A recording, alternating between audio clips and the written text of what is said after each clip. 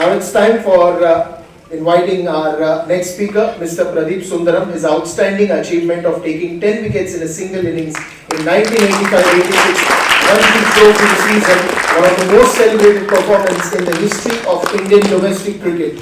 A right-arm fast-medium bowler known for his consistency and ability to extract movement from the pitch, his bowling was often characterized by accuracy and the ability to break partnerships, making him a key asset in any team that he played for. 10 for 78. Yes, 10 wickets, 78 runs in single innings. An astonishing bowling performance that is still talked about in the domestic cricket circles. Well, now the topic that he is going to talk about, it's a very interesting topic. A lot of youngsters are sitting here, and especially for the bowlers to, it will be a treat to your ears, because who is the fast bowler? Is it the speed, is it the line and length, or is it the stamina to bowl? Is it the stamina to bowl longer spells, or how are you going to bowl? What do you look in fast bowlers? To speak and get more light on that, I would like to invite Mr. Pradeep Sundaram to speak on talent hunt for fast bowlers. Thank you. At the outset, let me thank the Legends Club for having invited me here. It's been a privilege. I've come here quite often with the state teams as a coach, but never had this opportunity to speak to or address a gathering here. Thank you, Marcus Kutu, and of course Milind, for inviting me here tonight. The topic that I'm trying to address is going about the selection of a fast bowler, or how do we go about looking for fast bowlers. There has been a lot of activities happening in different state associations. Talent search. I was one of the scouting members for Assam recently, about a couple of years back.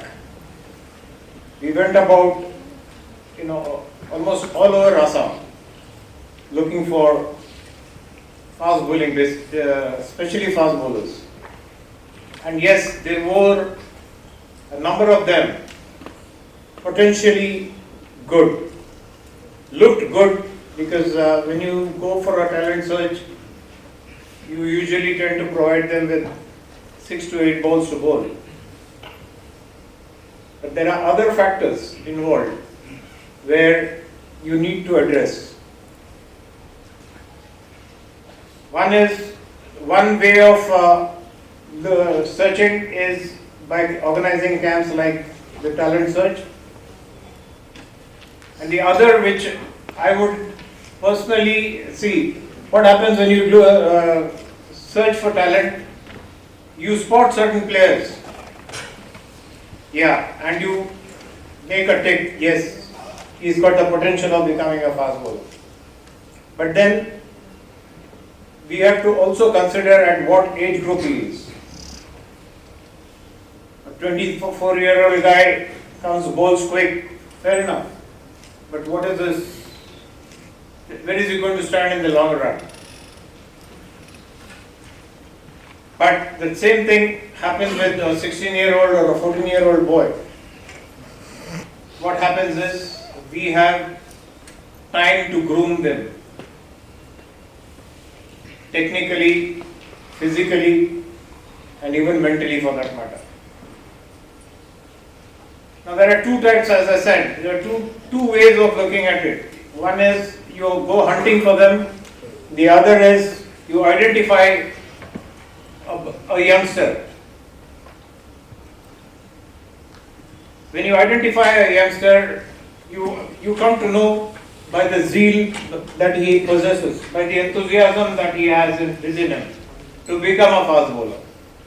Yes, somebody comes to me and says, "Sir, I want to be a fast bowler.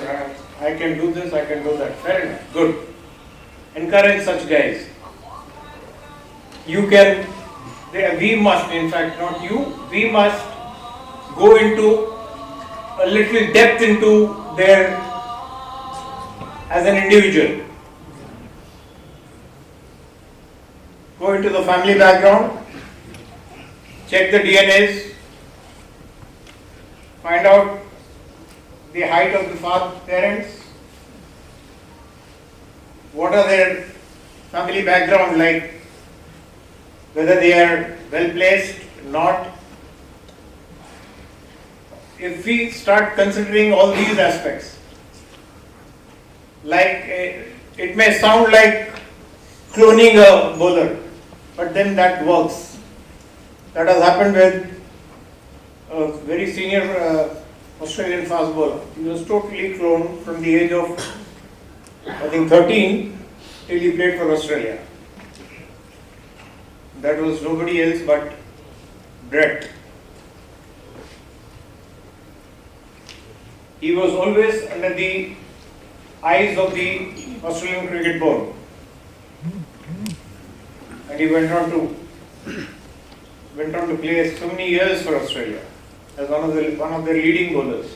So this is one way of looking at it, and the other is when you spot a talent.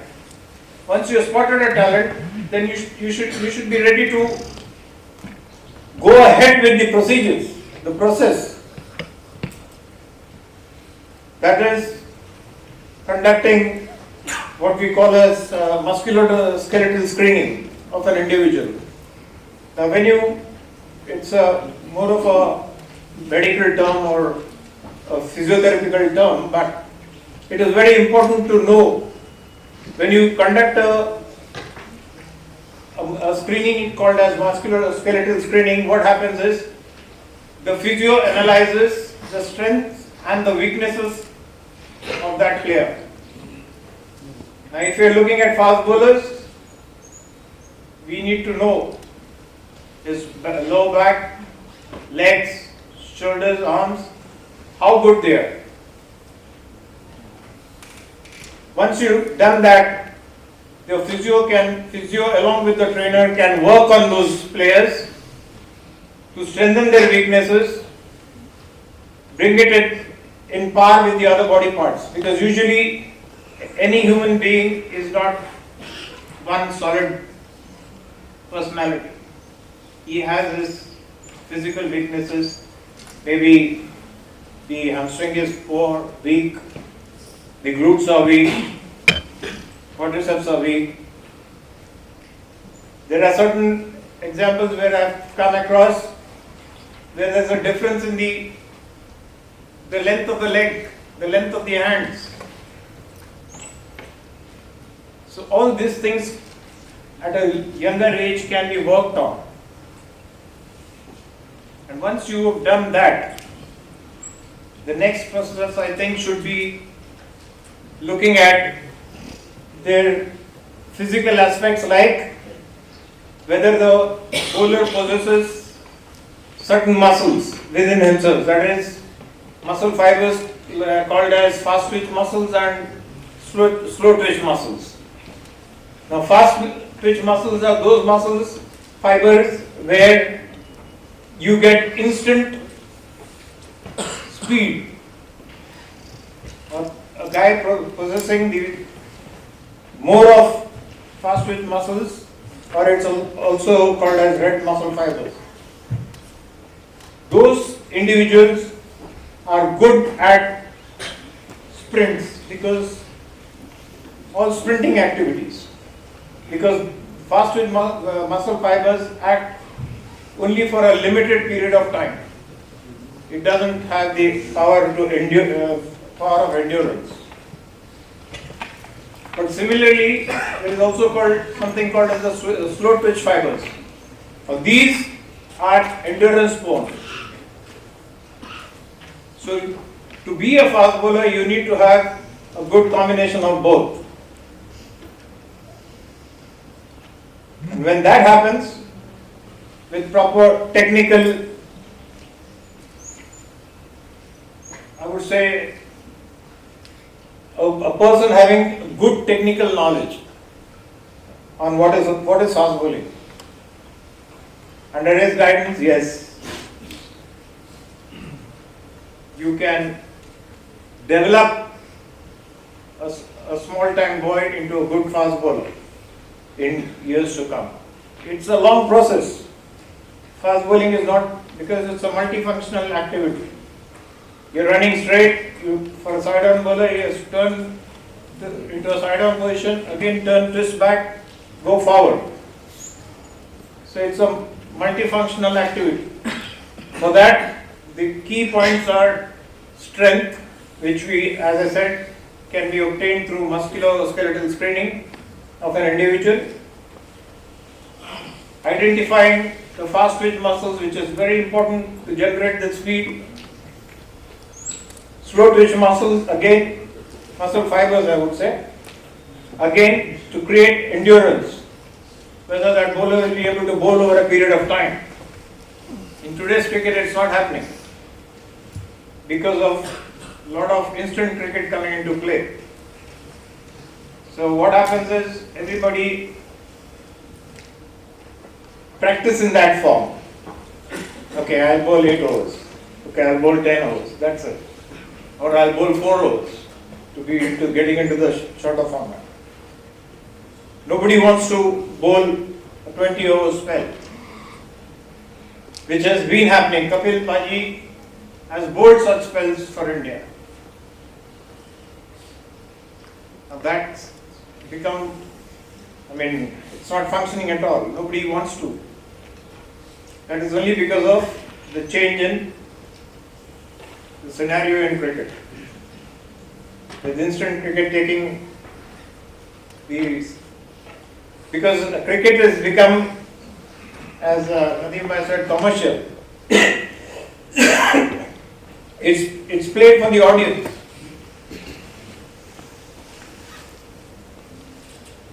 It's not played for, like that. It's become a thing of the past. That urge to win, the urge to perform. So, when we are looking at creating a fast bowler, or we have to examine all these functions, like, as I said, how good he is. Now, coming back just a step, I would like to quote something. I was asking somebody in one of the selection camps, fast bowling in Assam, and I said, what are you looking at a fast bowler? So the answers I got, it was pretty shocking. Good action, good line and length, good movement. I said, when you're going to pick a fast bowler, you have to look at the pace of the bowler, not this. These things can be developed, but pace cannot be developed. Yes, increase in pace can happen partially, but you can't just simply develop a fast bowler. He has to have those inborn qualities in him. So this is, अपन हिंदी में जैसा होता है नजरिया, that has to change. If you are focusing on that, then keep your focus fixed on developing a fast bowler, not just a medium pacer. Now there again,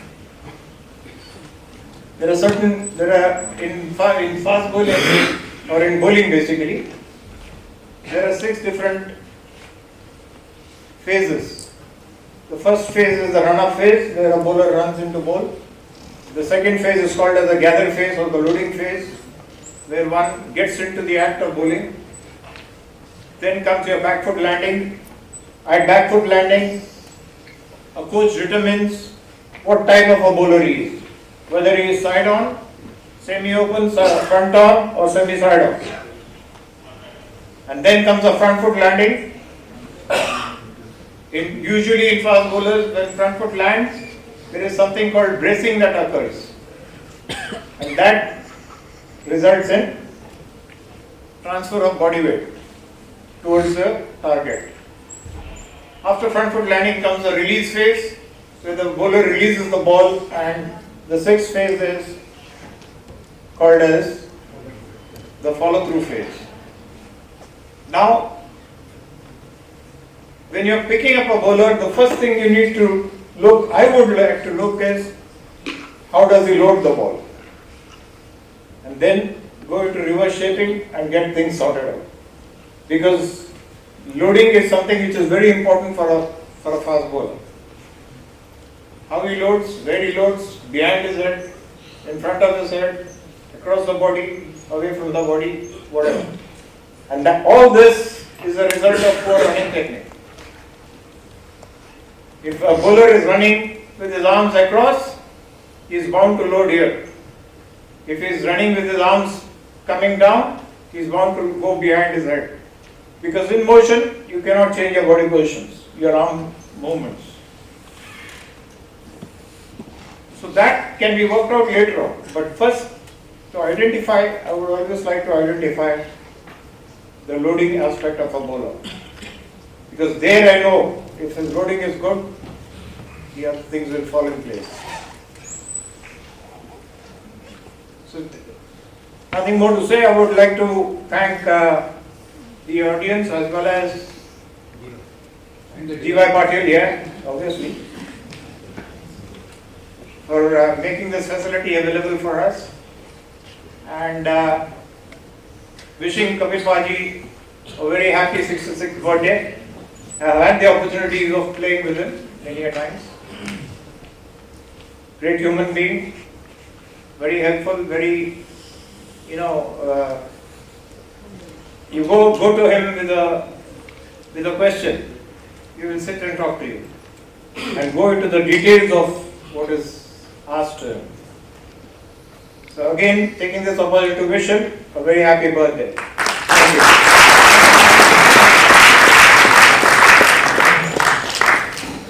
I am Gulam Bhagat. Welcome. And Pradeep Sundaram, I have played with him in university and against him in clubs. I had a question for him. Yeah, for Pradeep. Yeah. The bouncer in 1 over, is it compulsory? And who is it? Is come from you or from the coach? Sorry, come again? One bouncer in an over, you are fond of bowling bouncers. Yeah. So I am asking you, it was from you or from your coach? You yourself was bowling bouncer, your coach was asking you to bowl. No. These things are something called as natural instincts of a fast bowler. Yeah. If you do not have that instinct, you can never be a fast bowler. I will give you an example of this. I was playing Shivaji Park Gymkhana versus Rajasthan Sports Club at Shivaji Park Gymkhana.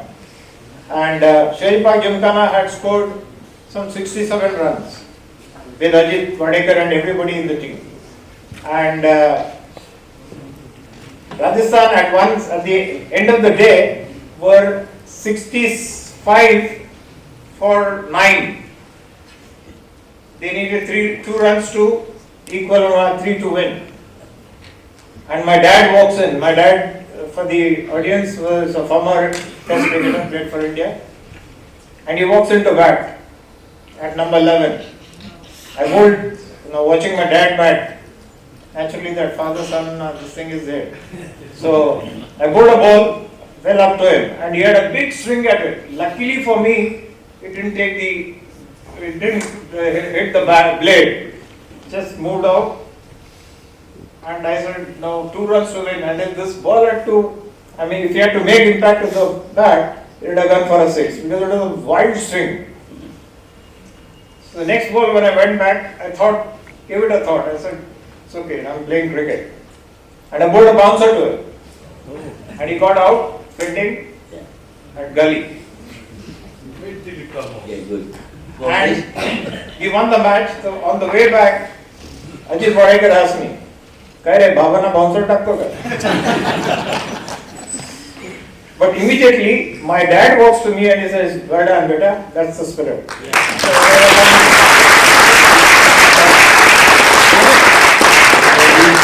I need you because they should not cut the ballers of bouncer. It is a weapon of one bowler. It is a weapon. One has to use it. Pradeep, how many times you take out Gulam Bhagat cricket? I've got him out 6 years versus. Thank you friends. Any more, any questions? Yeah. Later on we'll have, when all are finished, we'll have a question. Thank you.